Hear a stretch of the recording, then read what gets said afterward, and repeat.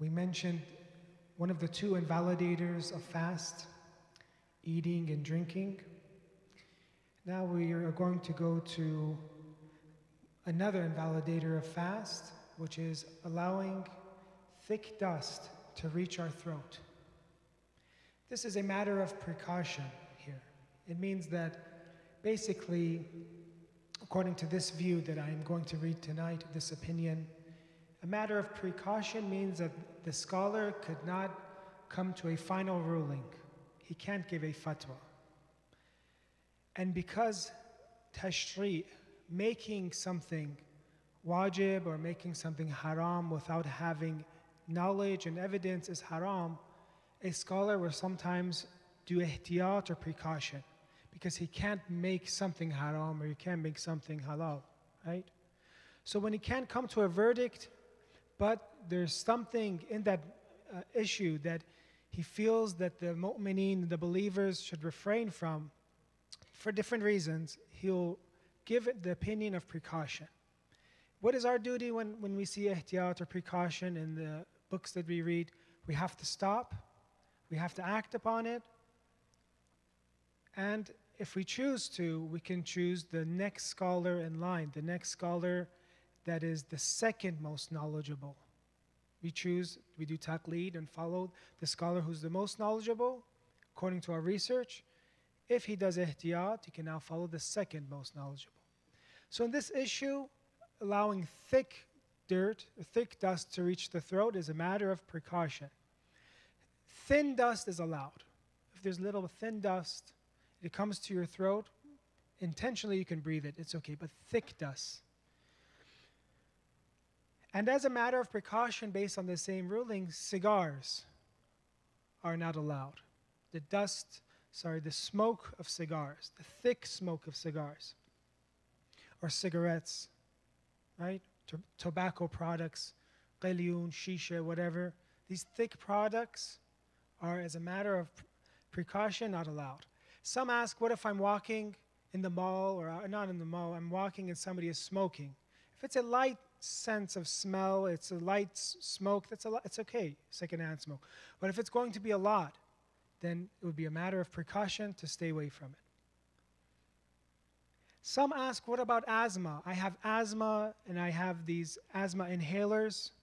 When you pierce it, there's powder, it goes into your lungs. If somebody does it correctly, it'll go exactly to the lungs. These inhalers are okay, as long as it goes to the lungs. Remember, what makes our fast invalid is if it goes to the throat, right? But if it goes to the lungs, it's okay. Unless, even in the situation, for example, if somebody presses it wrong in a way, it goes to their throat, because it is not a liquid, because it is a powder, right? It's from the air, it has air in it. It's a powder. That would be allowed to, even if it goes to the throat, according to this opinion that I'm mentioning, this scholar. But you can refer to the other scholars, but most of them, you could probably end up going back to this scholar, and that basically in all circumstances, asthma inhalers or puffers are allowed. What about if there's Vicks rubs or eucalyptus or vaporizers, and you breathe those, you inhale those. Those are okay too. It's going to your lungs. It's not thick dust, right? Some doctors might say that because of bronchitis or something, they might need to have a vaporizer or something. That's okay. What makes our fast invalid is eating and drinking, what goes into the throat.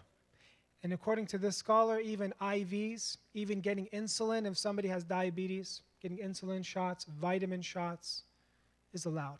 Just eating and drinking. That's one of the main invalidators of fast. So that we can learn our ahkam and learn the Islamic rulings, give a salawat.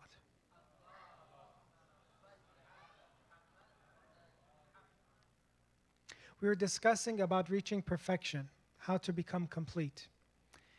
And even though many days of the month of Ramadan has passed, it's still not too late. The doors of Allah are open.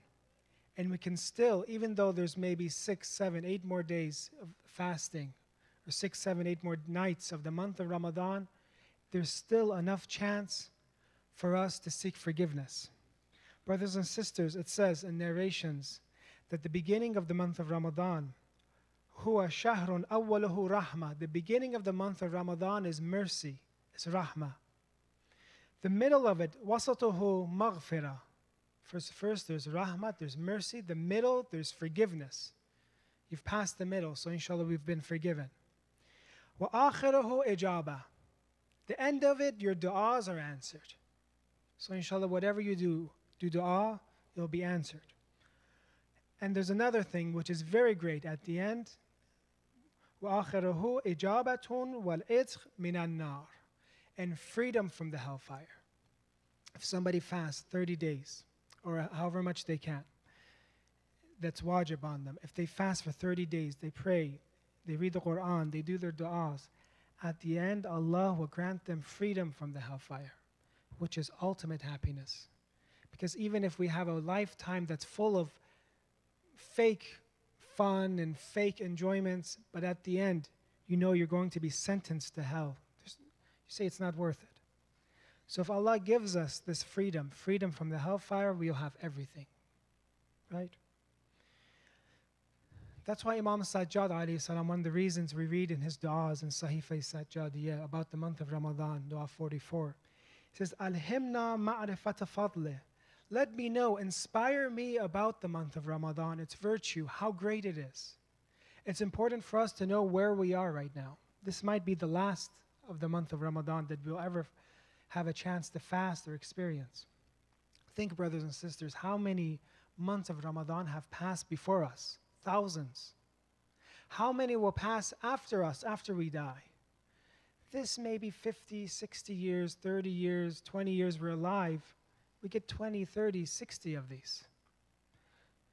So Imam Sajjad says, inspire me with the understanding of this month. Let me know how great it is. Because brothers and sisters, we really don't know how great this month is. In some of the narrations, it says, if you knew how great the month of Ramadan was, you would wish it lasted the entire year. 365 days. I remember our teacher, Ayatollah Mushtahidi, may Allah bless his soul. He was very blunt. He said, those that wish that the month of Ramadan ends are sick. They're sick people. He says, those that wish, they're waiting for the moon. Did they see the moon? Did they see the moon? Oh, mashallah, we can start eating. He says, because our hearts are sick. We don't understand. We're invited. It's diyafatullah. It's a honorable reception of Allah, and we want it to end. Because a lot of times we prefer the physical.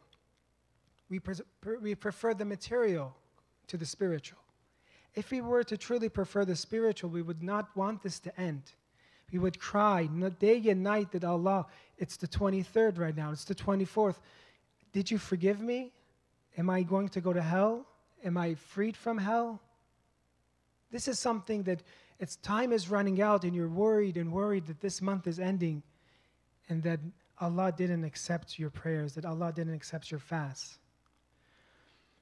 The month of Ramadan has different names. Shahrul Maghfirah is a month of forgiveness. Shahrul Barakah has barakah. You've probably seen, maybe in your work, at your home, you've seen this barakah. And what's barakah? Long-lasting benefit. Things will have a long-lasting benefit in this month because you are the guests of Allah.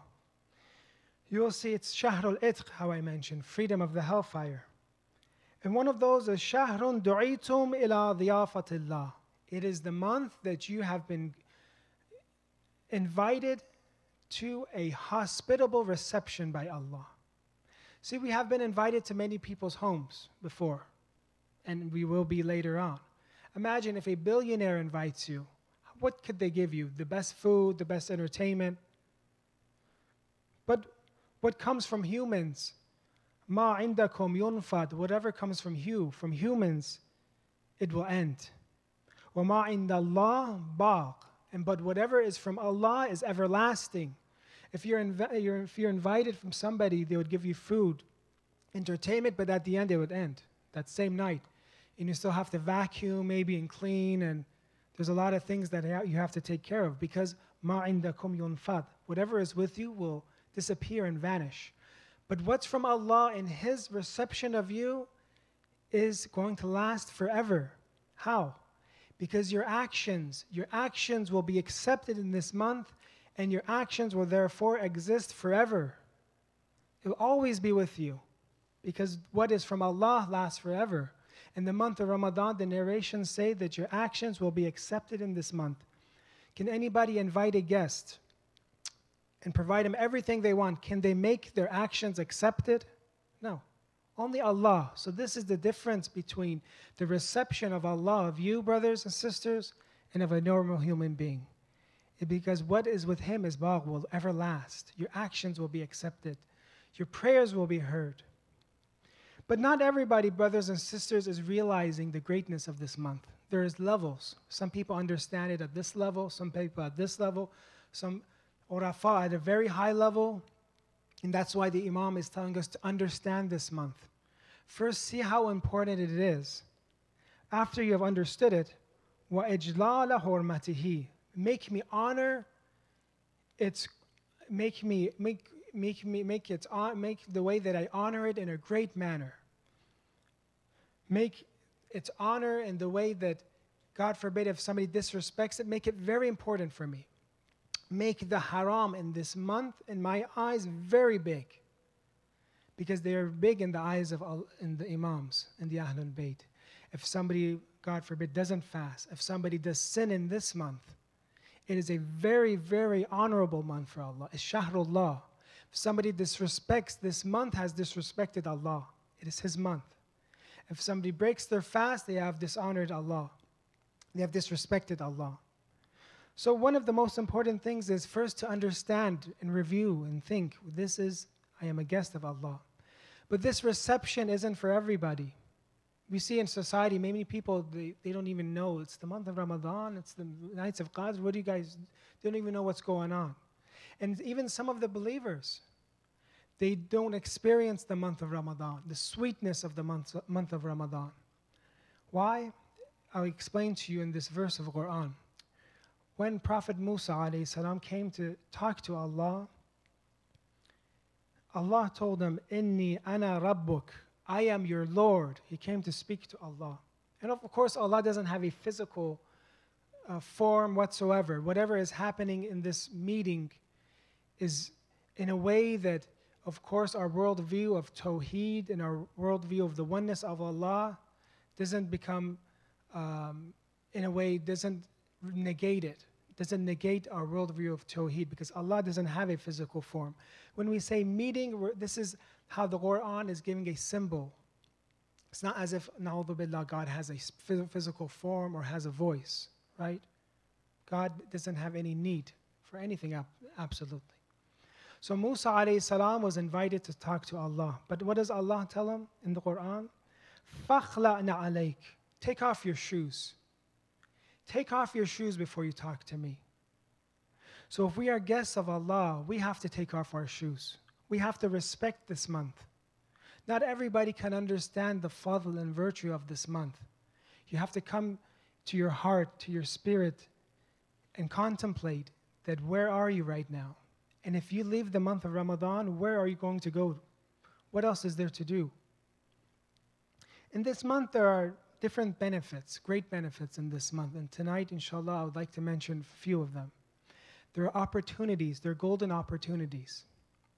One of those opportunities that we have, and one of the benefits of the month of Ramadan, one of the things that I'm sure that you've been fasting for 23 days, you've noticed, is that it's, first of all, it strengthens your willpower. It makes you a stronger person. Why? Because you're refraining from something that you like. It's something that not only you like, you need. Your body needs water. It's hot. Your body needs water. Your body needs food. You're telling your nafs, your Hawaii nafs, the desires of your soul, you're telling it, stop. Put on the brakes. That itself is very difficult. I remember when I was growing up in high school, and it was one of the first years I was starting to fast. And a lady said this, it was a sister, she was telling her non-Muslim friends that if you can fast, you can do anything. She was telling them, if you can fast, you can do anything. And what is that? It means that it strengthens your willpower. If somebody refrains from water and drink, They'll become very, very strong. And that is one of the secrets to having taqwa. And the Quran says, لَعَلَّكُمْ تَتَّقُونَ. Because when you're used to stopping yourself, your hawaii nafs, when you're used to saying no to yourself, and you live in a society that's always telling you, say yes, go for it, do it, right? But you're controlling yourself. You're fighting against yourself. Then you will become very strong. Then you cannot sin. Then when the month of Ramadan ends and you've not drinking halal water, when it comes to haram drinks, it's much easier to say no. I said no to water, I'll say no to this. When it comes to non-zabiha meat, you say no. I didn't eat food, so when it comes to non-halal meat, I'll say no. So it makes us very strong. And not only that, when it comes to, see, when you don't have food, you might be agitated. And you go home, you're angry sometimes, right? Do you see, in some countries, you see a lot of fights in the month of Ramadan because people are angry, they didn't have food, they get upset, right? It's natural. But you're a person that practices himself, he refrains. When he goes home, he remembers the narrations that the most important thing in the month of Ramadan is taqwa and not sinning and not disrespecting people. When he's used to, in a very difficult circumstance, to control his mouth, when it's not the month of Ramadan and he's well fed, he has his water, it's much easier for them to be kind to people, right? Because you're being tested. It's heat, there's exhaustion, right? So this is one of the benefits of the month of Ramadan, is that many people, they say, I smoke. How can I quit? I'm a jealous person. How come I stay jealous? It's because of willpower. When we're weak, you can't change yourself. So this is the most important lesson, is to be strong, is to continue that willpower. After this month is done, you've finished a 30-day course, 30-day trial of fighting against yourself, and now you're much stronger. Now you can actually fight against yourself and those things that you want, cigarettes, smoking, or bad habits that you have, you can fight against it.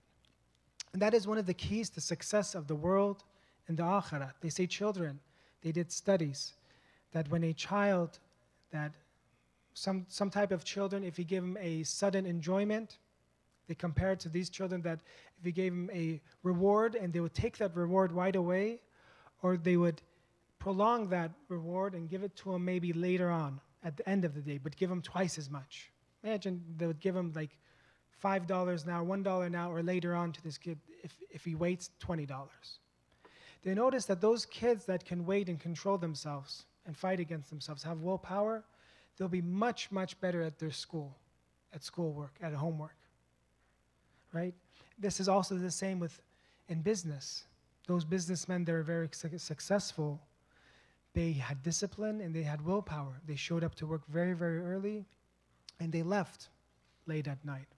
So the first lesson we learned from the month of Ramadan is to strengthen our willpower. Please give a salawat.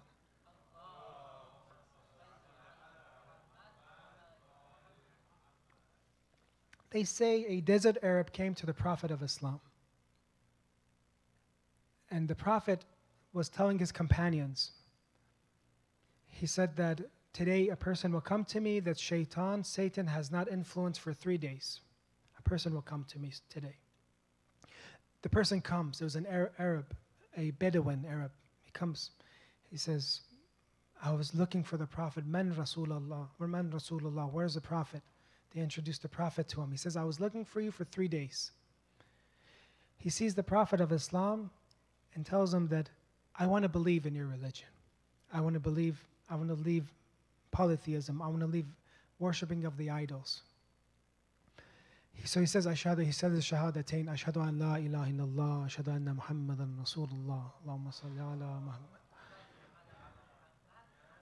The Prophet teaches him about praying, teaches him about fasting, teaches him about Hajj. He says, that's enough for me. I'm going to act on these things. He was very strong. He was determined. He leaves. Right when he leaves, immediately, a little bit afterwards, he dies. The Prophet then comes to him. He's a Muslim because he said Shahadatain. He puts on the kafan. He does the entire burial procedure. But while doing this, the Prophet was sweating. And they asked him, why are you sweating? And the answer was that there's so many angels that have come to this person for his funeral that is causing him to sweat. Why? Because that person was strong. He had that determination. He had that willpower to say, what is Islam? Fasting, prayer, zakat. Okay, I'm going to do it. Even though he never did it. But that's the power of having a strong sense of willpower. The second opportunity that we have in the month of Ramadan, it is the month to reconnect towards God. It is the month that if we were astray during the other months, the 11 other months, this is the time to straighten ourselves, our connection towards God. If we have neglected God, and because one of the biggest problems of society, and especially with the youth, is a ghifla, is being neglectful of Allah. We don't want to disobey Him many times, right? But we forget. We're forgetful. Once you forget more. You become more forgetful. That's how it works, right? If you don't align yourself in this month, you're going to get worse. So this is the month that we reconnect ourselves. See, brothers and sisters, there are those that their view of Tawheed, their view of Allah, is a very fresh and continuous remembrance. They're always remembering Allah. When it comes to an action, a deed, a choice, they remember Allah. They're always remembering Him with their heart. They're always doing dhikrullah. Ayatollah Sayyid Qazi Tabatabai was like this. One of the teachers of Ayatollah Bahjat, Allama Tabatabai. They asked him, they said, is this true? A person came to him, he said, I said, Ali Qazi, is this true that they say that you're an arif, or you remember Allah so much, you have this deep love connection with Allah? And he looked down, kind of angry. He says, how can I doubt living with Allah for 50 years?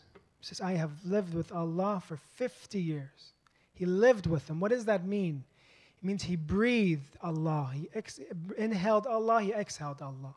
Every second he was with Allah. Are we living with Allah or no? When we breathe, do we get help from Allah? The Urafa, some of them, they reached the state that even when they would breathe, they would ask help from Allah. Allah, help me breathe. Every second, are we living with Allah? This is the chance. This is the month. If we don't do it in this month, it'll be very difficult to do it in other months. That we practice. We make the remembrance of Allah fresh, always. When before you leave home, you make your intention, I have one day to live. What am I going to do? What is my purpose? My purpose is to reach perfection, to reach completeness. I'm going to work because Allah wants me to. I'm going to be a good slave of Allah, and I'm going to ask help from Allah at work and remember Him and stay away from what is forbidden. And then not only once in the morning, then when you drive in the car, when you exit, at work, continuous, it's fresh. Ghiflat is a problem that it is a disease. One of the ulama, Qaraati, says one of the two problems that the youth face, he was talking about Iran. One is ghiflat, forgetting. He says the remedy of this is salat. Practice in salat, remembering Allah. If you have a salat that you're not remembering Allah in, then you're going to forget Him the rest of the day. Practice at least in your salat, remembering Him. Once, if that's strong, then you remember Him towards the rest of the day. The other is lust and temptations. He says, get married early. If you get married early, this will solve this problem. So the problem of ghiflat will be solved with salat. The problem of temptations will be solved with marriage. Allah, in some of the narrations He has, it seems like it's the opposite, as if we are Allah and He is our slave, na'udhu billah. He wants to approach us so much. If you look at the Quran and you look at the narrations, He is somehow asking and yearning to reach us, as if we have the keys of the universe in our hands. We have nothing. In this, you've read in the Quran, هُوَ الَّذِي خَلَقَ لَكُم مَا فِي الْأَرْضِ جَمِيعًا. Allah has created everything for you, everything that you see, all the stars, the planets.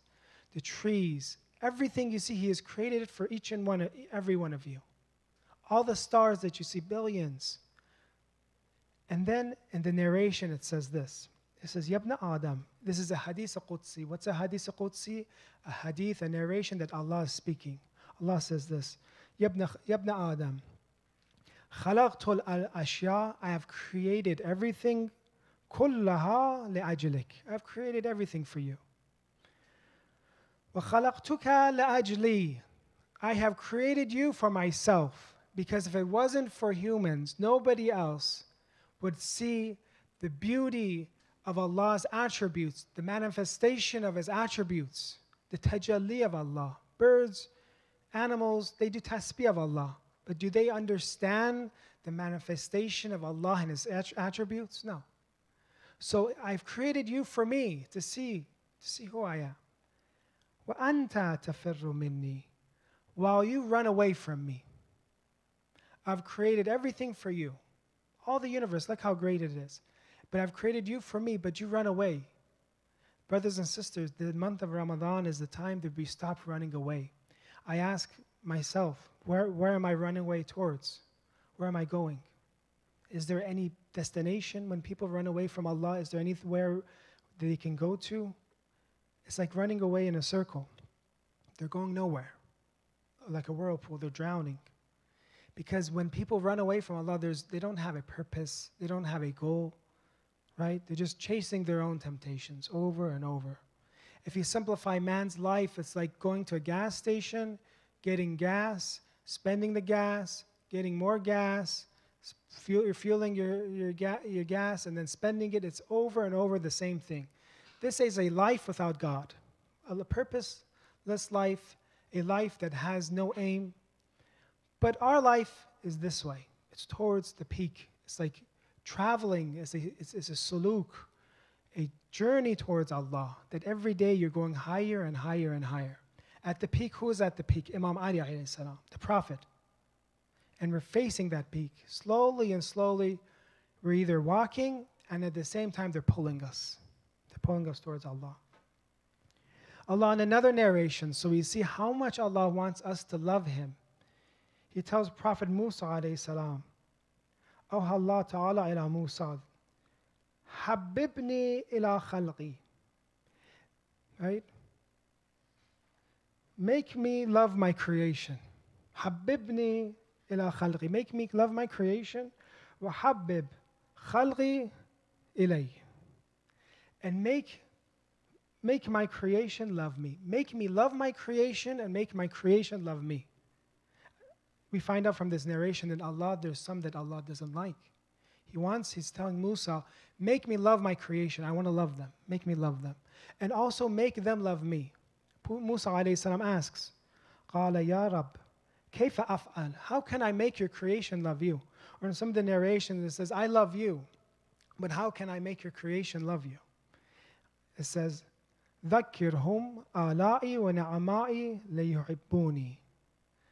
Mention my gifts, my favors to them so they can love me. If you want to love Allah, if you want to increase your love for Allah, go from the beginning. When you're born, when you're in your mother's stomach, from the beginning, look at all the blessings of Allah. And I'm sure you can't count it. The Quran says you can't count it. Look at how He raised you, how He protected you, how many dangers there were. Until you were born, you were a child, He fed you, raised you, and now you're MashaAllah, muhandis, doctor, engineer, whatever, right? Student. Look at the favors of Allah. Just look at the health. There's two ni'mats that are hidden. One is health. Look at our health. When we go to, for example, give blood and get a examination of our blood. If any one of those indexes, one of those references is too high or too low, each one of those could be a disease. Just in terms of blood, look, our different systems, our cardiovascular system, one little part doesn't work, we would have eternal misery. We couldn't breathe properly, right? We couldn't walk properly. So look and count, and I'm telling myself, look at your eyes. Look at the eyes, the ni'mat of being able to see the different colors. Look at the mountains, the oceans, the sunset, just the ni'mat of the eye. the ni'mat of the tongue, all the different food you taste, all the different iftars they bring here, from the Lebanese, from the Persian, from the Desi, from different cultures. Look at the ear, what we can hear, right? How many beautiful things we can hear. Look at all these blessings of Allah, and then ask yourself, did I give this to myself or did somebody else give it to me? And then you will slowly remember these ni'mats. You will fall in love with Allah. Look at the fact that He brought you to talk to Him. As I mentioned, when you open up to read dua or you want to talk to Allah, it's not only that you have chosen to speak to Allah. First, it comes from Allah. He invites you. He wants to hear you. He allows you to pray. Didn't we read in the beginning of Dua Iftitah, you've given me the permission to pray, to do dua? This permission comes from Allah. He's invited you to talk so that He can answer your prayer. Because if you don't pray, He won't answer your prayer. So look at these different blessings we have. The blessing of fasting, the blessing of the month of Ramadan, the blessing of a good family, the blessing of a good wife, a good husband, good kids, health. And unfortunately, if one of these, God forbid, is taken away, then we notice how much of a ni'mat and blessing it was. That's how humans are. Once it's here, it's taken for granted. Like a fish that's in water, you explain to him the ni'mat of water. He doesn't know. He's been in water his entire life, right? So once, God forbid, one takes one little thing of this, just my fingernail just gets injured. It hurts. I can't sleep. I have to take medication. So let's remember and be shukr. Brothers and sisters, the month of Ramadan, it's raining. Showers are happening now. The shower is the same from Allah. It's raining for everybody. But some pick up more than others. Some have a little cup where they go under the rain, they can get this much water. Some, they have a big jug. Some, they have maybe entire pool that needs to be filled. That is according to our capacity. However much it rains, we will take as much as our capacity allows us to. Some people, they don't have the capacity for some prayers, for money, for wealth. You've seen, they don't have the dharfiyah, the capacity to have too much money. They'll be misguided, they'll be misled. A person might not have the capacity to have too much beauty. For example, everything goes back to this capacity because Allah wants to keep us guided. One thing they ask, they say in the month of Ramadan, in spirituality, how can we increase our capacity? I'm like a cup. I want to increase myself to a jug. Or I want to increase myself, say, to a pool so I can take this much water. How can I increase my capacity? One of the answers is to do shukr of what you've been given so far, to thank God and be grateful for what you have, then your capacity will increase. Because if you're not grateful, you don't even notice the ni'mats and blessings already, Allah won't give you more. He says, well, as I said, digest this food, then I'll give you food. When it's stuck in your stomach, does it make sense to get more food? You have to digest it. It has to go down. You have to do shukr and be grateful for these things. You have to be grateful for your parents. You have to be grateful for your friends, your wife. And if you're not grateful, God forbid, He will take it away from you. And I mentioned a few nights ago, one of the most important things to be grateful of is our iman. Allah has called us. Once you become grateful and shakir, then you'll go and become, your dharfit, your capacity will increase, right? And that's the ayahs of the Quran say basically the same thing. If you do shukr of Allah, He will increase you. La azidannakum, right? He will increase you. Please let's give a salawat.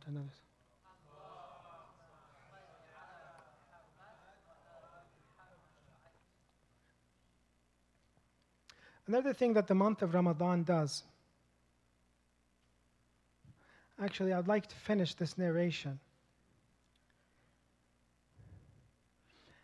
The end of this narration, there's an important point to it. It said that God tells Moses alayhi salam to make me love my creation and make my creation love me. And Moses says, how? He says, mention to them my blessings, mention to them my favors. Once they think about my favors, they will love me more. Then he says there's something very interesting. This is how, I'm giving this narration to say how much Allah wants you to love Him. Even though you have nothing to offer for Him. He's Ghaniya Mutlaq. He has no need, absolutely.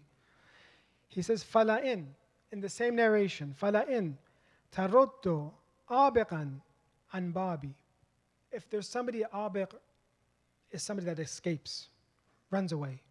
If you return somebody that has escaped from me, and those that have turned away from God, they have ran away from God, أو ضالا عن فنائي, or somebody that's misguided from my courtyard or in front of me, you bring him back, you bring somebody back to me. أفضل لك من عبادة 100 سنة بصيام نهارها وقيام ليلها. It is worth more than 100 years of fasting and 100 years of praying to the morning. If you bring one person back, if you bring one person from your family members, your friends to the center, or back to the months of God, the lights of God, or back to a religion, back to fasting, as our teacher would always say, the ulama were here to connect people towards God, connect them to their family, to their friends. They're not here to separate people. They're here to connect. If you connect one person, this is how Allah is encouraging us. How much did we fast? 30 days. If you bring one person and reconnect them to Allah, it will be worth more than 100 years of fasting. So it means that not only do we have an obligation towards ourselves, we have an obligation to our family and society, right? And that is why Islam is so complete. It's not just about a religion where you sit in a corner and you just pray. No, you pray, it's good. You purify yourself, but then you get charged to work in society. You get charged to help people. It's a religion of helping. Then you bring one person, it's equal to your fasting for your entire year, right? So that was the first thing we said was willpower. The second thing we said is the month to reconnect towards Allah. The third is that it gives you, the month of Ramadan gives you schedule and organization. Because things are very serious. Once it's suhoor and the clock hits the adhan, you can't eat, even if it's 1 second.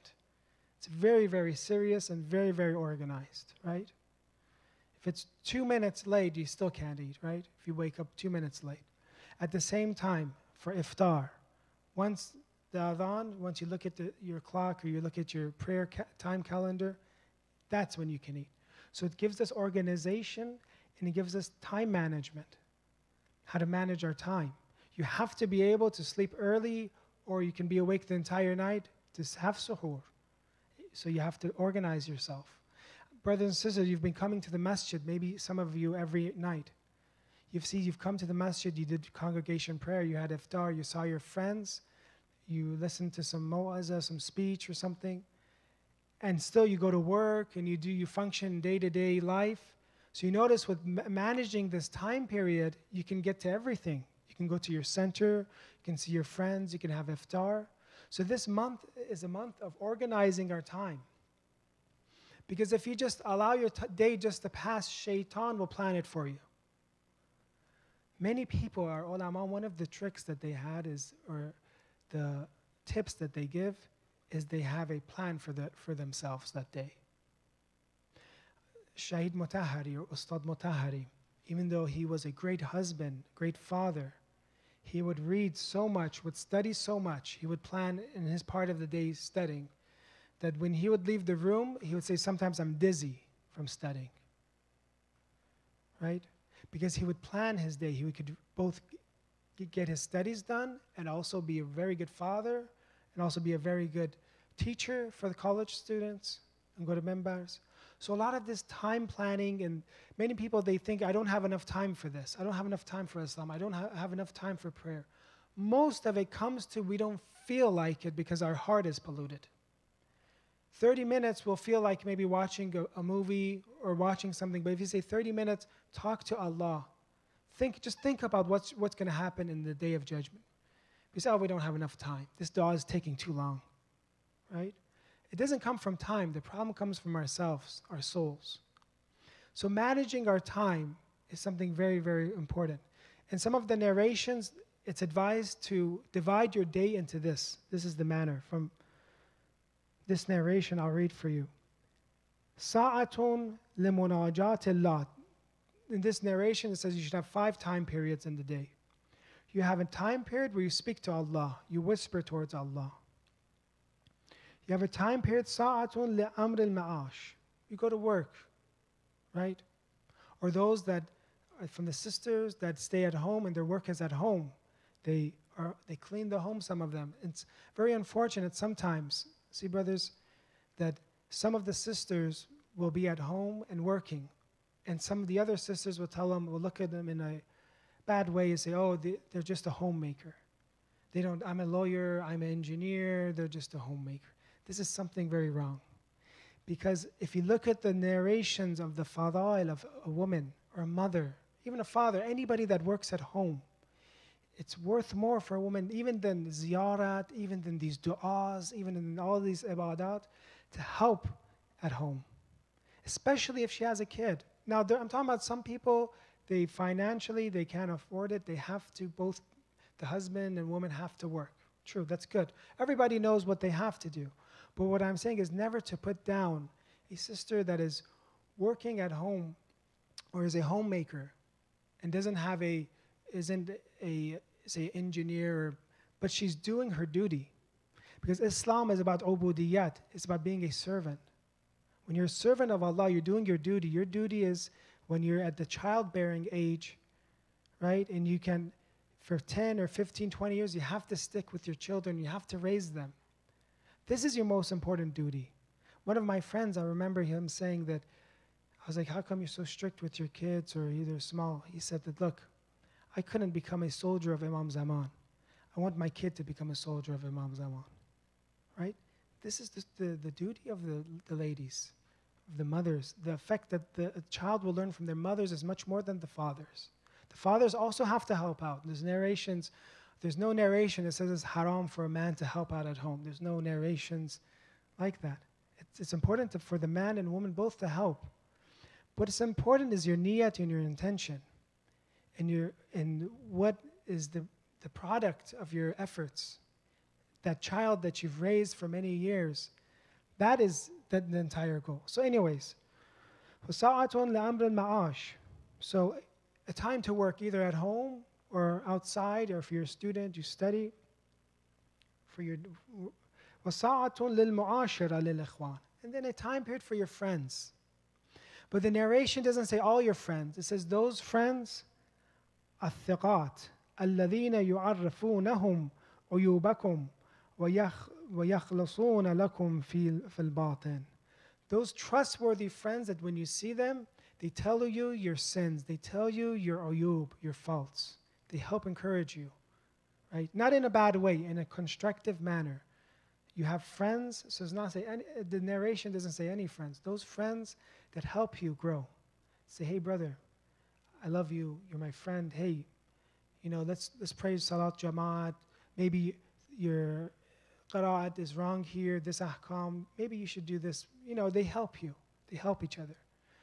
Inshallah, one of the nights we'll talk about friendship, and this is one of the most important things in becoming complete is who are we friends with? Because there's a lot of advice, a lot of narrations. There's one book I was looking at that compiled the hadith about friends. 1,500 narrations I saw. 1,500 narrations about friendship, your rights towards a friend. Who should you become a friend with? And this narration says, your friends, your trustworthy friends, that will tell you your faults. Not somebody that will encourage you towards faults and say, no, do I have any problems? Say, no, you're perfect. You're perfect. Let's go here. They'll encourage you in the wrong way.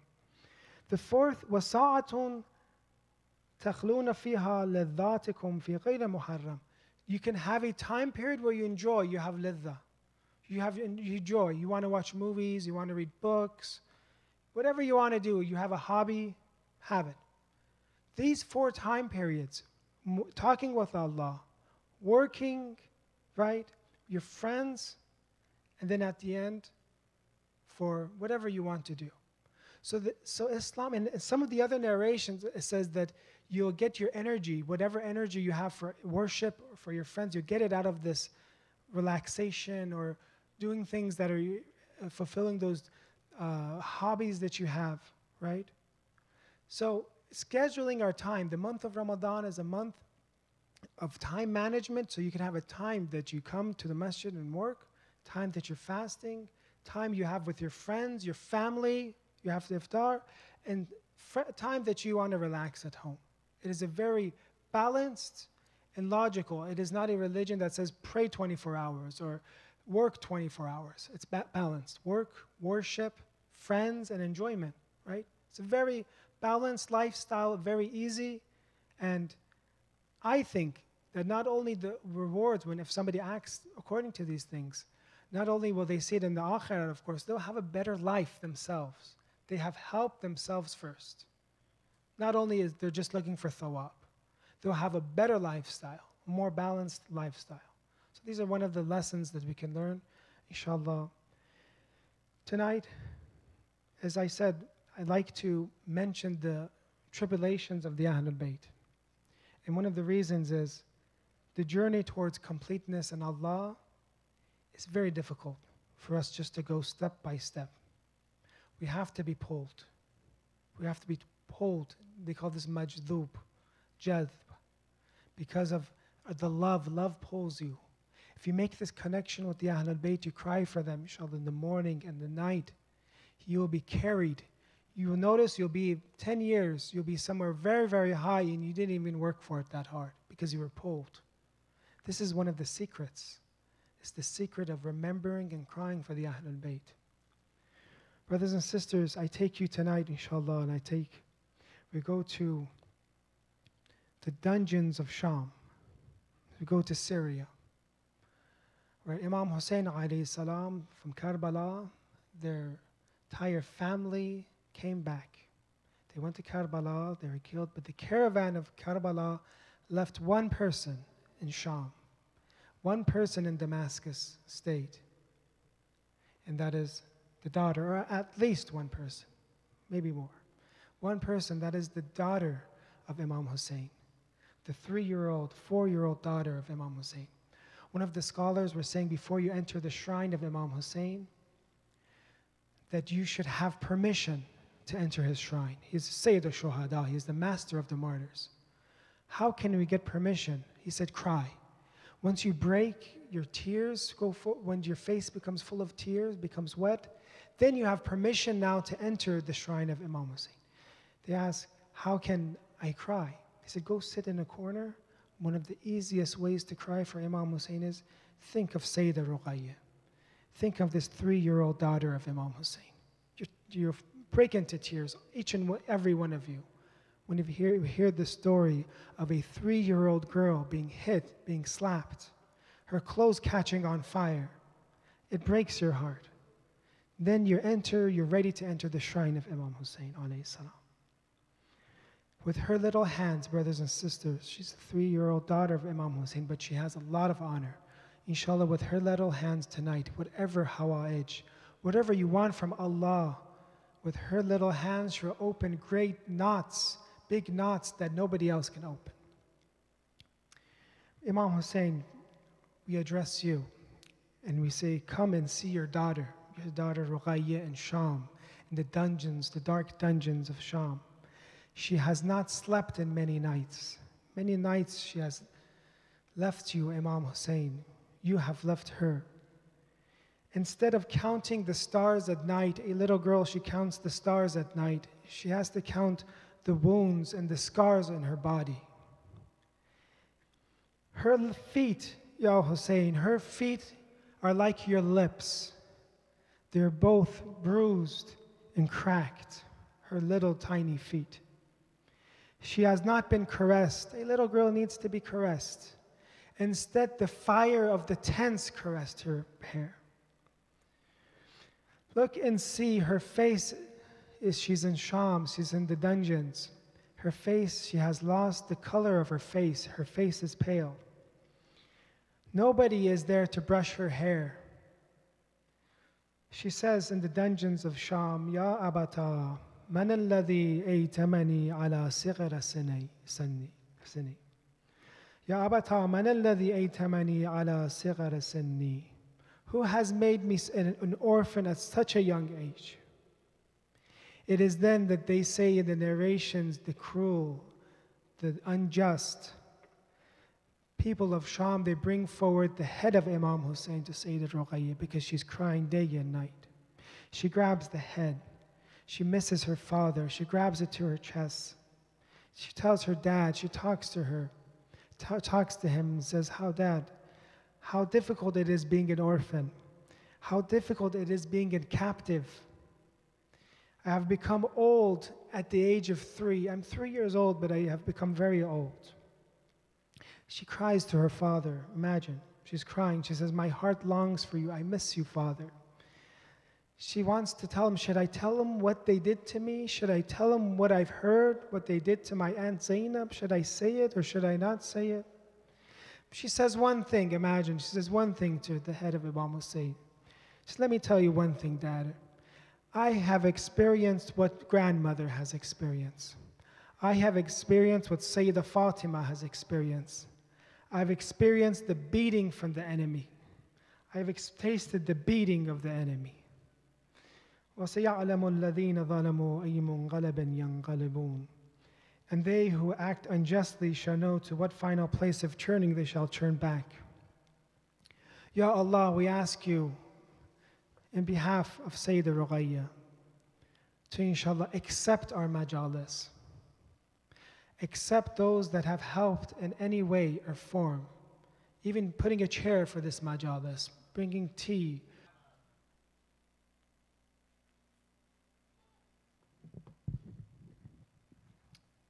Just one dua for Rajab will end inshallah. أعوذ بالله من الشيطان الرجيم. بسم الله الرحمن الرحيم. اللهم صل